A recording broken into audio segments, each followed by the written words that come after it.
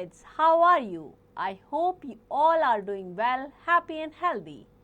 So you all know technology ने हमारी life कितनी चेंज कर दी है और इजी भी कर दी है.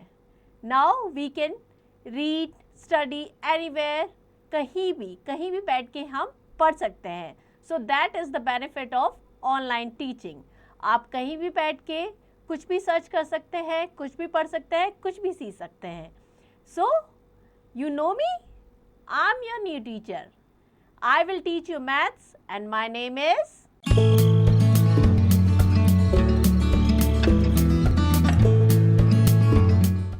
पूजा.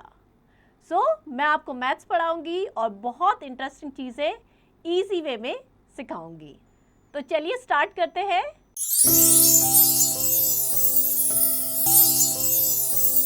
And today we'll read the chapter shapes and patterns. तो इस चैप्टर में हम अलग अलग शेप्स के बारे में पढ़ेंगे और उन शेप से हम कैसे अलग अलग पैटर्न बना सकते हैं. That will read in this chapter. Every object has a different shape. Objects are named according to their shape. A cube has 6 equal faces. A dice is in the shape of cube. अगर cube की बात करें तो उसमें 6 faces होती है. ये उनकी फेसेस है 1 2 3 4 5 इस साइड में, 6 नीचे. टोटल 6 इक्वल फेसेस होंगी. जैसे कि एक डाइस है, वो क्या है 3D शेप है और कितनी फेसेस होंगी 6. Next, a rectangle has 4 sides and its opposite sides are equal. A black board and a door of the room are in the shape of rectangle. Rectangle में क्या होता है, ऑपोजिट साइड्स इक्वल होती है. ये और ये इक्वल होगी, ये और ये इक्वल होंगी. 4 साइड्स होती हैं बट ऑपोजिट साइड से इक्वल होंगी. जैसे कि एग्जाम्पल है ब्लैक बोर्ड है या डोर है, ये सब रेक्टेंगल के एग्जाम्पल है. A square has 4 equal side. A chess board and carrom board that are in shape of square. Square में भी 4 साइड्स होती है but all 4 sides are equal. चारों एक ही साइज की होंगी. क्लियर? जैसे कि एग्जाम्पल चेस बोर्ड है, कैरम बोर्ड है. Next, a triangle has 3 sides and 3 head of an arrow is in the shape of the triangle. So triangle में कितनी होती है 1 2 3 साइड्स होती हैं. जैसे कि किसी एरो का जो हेड है ये किस शेप का है, ट्राइंगल शेप का है. Circle is the close curve. It has no sides. Wheels and bangles are in the shape of circle. Circle में कोई साइड्स नहीं होती है इस तरीके से, जैसे कि व्हील्स है, बैंगल्स है, ये सर्कल के एग्जाम्पल है. A cuboid is rectangular in shape. It has 6 faces and opposite faces are equal. A box, room, matchbox, etc. that are the shape of cuboid. So cuboid में क्या होती है, rectangular faces होती है. Cube में square faces होती हैं and cuboid में rectangular, means opposite face equal होगी.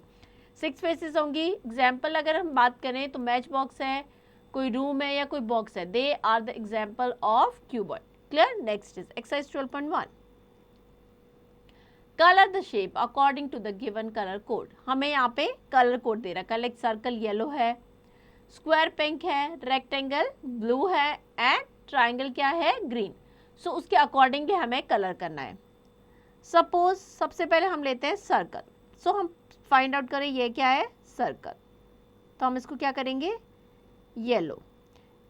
This is also circle. तो इस तरीके से हम जितने भी सर्कल शेप है इस पिक्चर में फाइंड आउट करेंगे, उसको क्या करेंगे, येलो. नाउ अब स्क्वायर. स्क्वायर फाइंड आउट करें. This is square, this is square. तो इस तरीके से हम क्या करेंगे, सारे जितने भी स्क्वायर है पिक्चर में फाइंड आउट करेंगे कि कौन कौन सा स्क्वायर शेप है, उसको हम क्या करेंगे, pink colour. Next is rectangle जो है वो ब्लू कलर का है. सो रेक्टेंगल कहाँ पे, अगर आप ये देखेंगे this base, this is rectangle, this is also rectangle. तो इस तरीके से आप बाकी सारे भी रेक्टेंगल शेप फाइंड आउट करेंगे एंड ब्लू कलर करेंगे. Now triangle. ट्राइंगल में हमें कौन सा कलर करना है, ग्रीन. सो आप ये देखिए this is triangle shape, so green colour. अगर सन की साइड में ये जितने हैं ऑल आर ट्राइंगल्स, तो इसको भी ग्रीन करेंगे. और बाकी के जो भी पिक्चर में ट्राइंगल शेप है सो उसको आप क्या करेंगे, ग्रीन कलर करेंगे. Understand? What shape will come next? Now, यहाँ पे एक पैटर्न है. पहले ट्राइंगल है, स्क्वायर है, देन सर्कल, अगेन ट्राइंगल. तो एक पैटर्न फॉलो हो रहा है कि ट्राइंगल के बाद क्या आएगा, स्क्वायर और फिर आएगा circle. One more question will do. Square है, देन रेक्टेंगल, देन ट्राइंगल. तो अब क्या आएगा? स्क्वायर और उसके बाद आ जाएगा रेक्टेंगल एंड देन ट्राइंगल. तो हमें देखना है किस तरीके का पैटर्न फॉलो हो रहा है, उसके अकॉर्डिंग करना है. Next, match the following. First is dice. Dice का क्या शेप होता है? डायस क्यूब के शेप का होता है, तो हम इसको इससे मैच कर देंगे. ब्रिक की बात करें तो ब्रिक क्यूबॉइड होती है. बॉल किस शेप की हो जाएगी? बॉल सर्कल शेप की हो जाएगी. तो इसी तरीके से आपको बाकी चीज़ों को उसके करेक्ट शेप के साथ मैच करना है. Next, same size. Raghu has kept aside these object. What do you notice? यहाँ पे बहुत सारे ऑब्जेक्ट्स हैं, लाइक बॉल्स हैं, क्यूब्स हैं, ट्राइंगल्स हैं, तो और रेक्टेंगल्स हैं. These are grouped according to their shapes. Each group has the same shape and same size. हर एक ग्रुप में, लाइक सर्कल है तो सर्कल का अलग ग्रुप है, क्यूब्स है तो उनका अलग ग्रुप है, ट्राइंगल का अलग है, रेक्टेंगल का अलग है. तो हर एक ग्रुप में सेम साइज के जो शेप है उनको रखा गया है. Next is exercise 12.2. Circle the one that is of the same size as given in the first column. आपको क्या करना है? फर्स्ट कॉलम में जो सर्कल दे रखा है उसकी सेम साइज का जो सर्कल है उसी को आपको सर्कल करना है. सो आप यहाँ पे देखेंगे this one is same size जो आपको पहले दे रखा है. तो इस तरीके से आपको आइडेंटिफाई करना है एंड उसको सर्कल करना है. Clear? Next, same shape and sizes. Deepu takes a sheet of paper. He folded. He draw a shape on it. He cut the shape. He get these two shapes. What do you notice? तो दीपू ने क्या किया? एक paper लिया, उसको fold किया, एक shape draw किया, उसको कट किया, तो अब उसको टू शेप मिल गए. They are both same size. अगर आप देखेंगे तो दोनों सेम साइज के हैं. They are both of same size and shape. Shape भी एक जैसा है उनका और साइज भी एक जैसा है. Clear? Next is exercise 12.3. Circle the one that is of the same shape and size as given in the first column. अब हमें क्या करना है? जो ये फर्स्ट कॉलम में हमें दे रखा है इसकी सेम साइज और सेम शेप का जो ऑब्जेक्ट है उसको सर्कल करना है.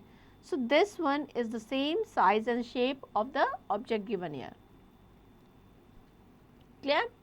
Next question. Circle the picture in the folded paper which when unfolded will be the same as the original of the left hand side. So कौन सी picture होगी? ये एक ट्राइंगल है. So अगर हम देखें तो ये अगर हम इसको ओपन करेंगे तो ये इसी तरीके का बन जाएगा. Clear? Next, rolling and sliding. The ball roll down and the box slide down. The object which round surface will roll, the object flat surface will slide. जो भी ऑब्जेक्ट जिनका राउंड सरफेस होता है वो क्या करते हैं? रोल करते हैं. क्लियर? वो ऐसे रोल करके जाएंगे. और जो ऑब्जेक्ट है जिनका फ्लैट सरफेस है वो क्या करेंगे? स्लाइड है. जैसे कि बॉल है तो बॉल अगर हम स्लाइड से ऐसे डालें तो कैसे करेगी? रोल करके जाएगी नीचे. बट अगर किसी बॉक्स को करेंगे तो वो क्या करेगा? स्लाइड. जैसे कि हम स्लाइड पे बैठते तो हम क्या करते हैं? स्लाइड करते हैं, ना कि roll. Next is exercise 12.4. Which of the object will slide and which will roll? Match them with the correct word. So chocolate है, फ्लैट सरफेस है तो ये क्या करेगी? स्लाइड. पेंसिल है, राउंड सरफेस है तो क्या करेगी? रोल. तो इस तरीके से आपको पहले सरफेस देखनी कि क्या सरफेस है, उसके अकॉर्डिंगली आप मैच करेंगे. Next, patterns. When shapes comes one after another in a particular order, they make a pattern. Look at the petals of the flowers. Each petal look exactly same the next petal. This form the pattern. जब बहुत सारे shape एक particular order में एक ही order में follow हो रहे तो क्या बनता है? एक पैटर्न है. जैसे कि यहाँ पे आप देख रहे हैं एक पैटर्न बना है फ्लावर की पेटल्स का. You can see the patterns in the leaves, stars, designs on the paper, pots, cloth, etc. आप में आसपास कई जगह पे अलग अलग पैटर्न्स देखते हैं. लाइक अपने विंडो पे होगा या कोई ग्रिल है उस पर आप देखोगे तो अलग अलग तरीके के पैटर्न बने हैं अलग अलग शेप से. This is the pattern in a less. Less आपने देखा है कपड़ों में कई बार डिज़ाइन की हुई होती है, अलग से एक साइड में एक लेस लगाई होती है तो उसमें एक पैटर्न होता है. पैटर्न ऑन द क्लॉथ, इस तरीके से प्रिंटिंग में भी कई बार पैटर्न होता है तो एक शेप है जो बार बार फॉलो हो रहा है. So that will make a pattern. Next is exercise 12.5. Observe the pattern and color the flower. सबसे पहले हमें देखना है कि क्या पैटर्न फॉलो हो रहा है. क्लियर? सो रेड फ्लावर है, उसके बाद ऑरेंज है, उसके बाद येलो है. सो नेक्स्ट क्या हो जाएगा? Red,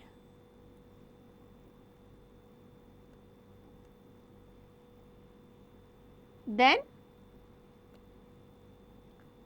orange. So next flower में हो जाएगा येलो कलर. तो इस तरीके से पैटर्न फॉलो होगा. पहले रेड फ्लावर है, देन ऑरेंज, देन येलो. तो इसी तरीके से ये पैटर्न चलता रहेगा. Clear? Next question 2, what will come next, right in the given shape. So आप पहले देखिए कि पैटर्न कैसे फॉलो हो रहा है. ई है, देन वो अप साइड टर्न हो गया है, फिर इस साइड में, फिर नीचे. अब वो क्या हो जाएगा? नीचे के बाद इस तरीके से, उसके बाद इस तरीके से. तो इस तरीके से पैटर्न फॉलो हो रहा है. तो आपको सबसे पहले पैटर्न को ऑब्जर्व करना है कि किस तरीके से पैटर्न फॉलो हो रहा है और उसके अकॉर्डिंग फिल करना है. क्लियर? सो यहाँ पे हमारा चैप्टर एंड होता है. इस चैप्टर में हमने अलग अलग शेप्स के बारे में पढ़ा, सीखा कैसे पैटर्न्स फॉर्म होते हैं, किस तरीके के पैटर्न्स होते हैं, वो हमने इस चैप्टर में सीखा है. तो आप इसे प्रैक्टिस कीजिएगा.